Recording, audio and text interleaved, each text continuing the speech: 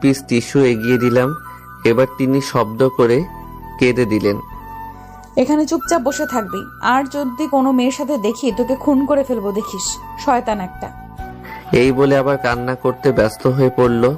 Ma'am কান্না করছে আর আমার দিকে রাগী চোখে তাকাচ্ছে। অনেকক্ষণ বসে থাকলাম। না, আর বসে থাকা যায় না। ম্যাম, আমি চলে যাই। এই কথা বলতেই ম্যাম আমার গলা চেপে ধরল। কই যাবি? হ্যাঁ, কই যাবি? এখানে চুপচাপ বসে থাক, না হলে গলা চেপে মেরে ফেলবো কুত্তা। ওই ডাইনিটার সাথে যাইতি, তাই না? এখানে চুপ করে বসে থাক। উনি গলা চেপে ধরাতে আমি কেসে উঠলাম, আর উনি আমাকে পানি খাওয়াতে ব্যস্ত হয়ে পড়লেন। ও খোদা, তুমি কোথায়? আর কতক্ষণ বসিয়ে রাখবে? কিছুক্ষণ পর পর শুধু কফি খাওয়াচ্ছেন আর বসে বসে কান্না করছেন। আমার এখন কাজ হচ্ছে কফি খাওয়া আর ওনার কান্না দেখা। এই পর্যন্ত 4 মগ খাওয়া শেষ। আল্লাহ, তুমি রক্ষা করো। এই মেয়ে তো আমাকে মেরে ফেলবে। আর কতক্ষণ বসিয়ে রাখবেন? ওইদিকে ইরা নিজ হাতে রান্না করে এনেছে।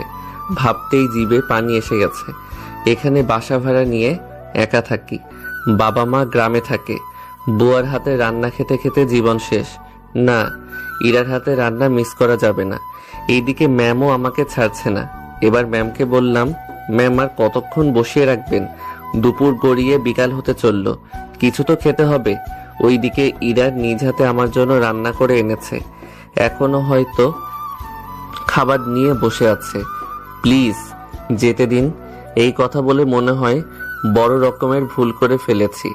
ম্যাম তার রক্তবর্ণ চোখগুলো বড় বড় করে আমার দিকে তাকিয়ে থাকলো। কিছুক্ষণ চুপচাপ আমার দিকে তাকিয়ে থেকে হঠাৎ ম্যাম চিৎকার করে বলে উঠল, কি বললি তুই? এই বলে ড্রয়ার থেকে একটা চাকু বের করে আমার গলার দিকে ধরলো। কি করছেন ম্যাম? পোঁচ লেগে যাবে তো, নামান। কি বলেছিলি আবার বল। আমাকে কিন্তু ভয় দেখাবেন না। ম্যাম অগ্নিমূর্তি ধারণ করে আমার দিকে তাকিয়ে আছে। আমি যাই বলি না কেন, ম্যামের সামনে গেলে ওনার গম্ভীর চেহারা দেখলে ভয়ে একেবারে চুপসে যাই আমি। ম্যাম দেখলাম কাকে যেন ফোন করে খাবারের অর্ডার দিল। কিছুক্ষণ পর খাবার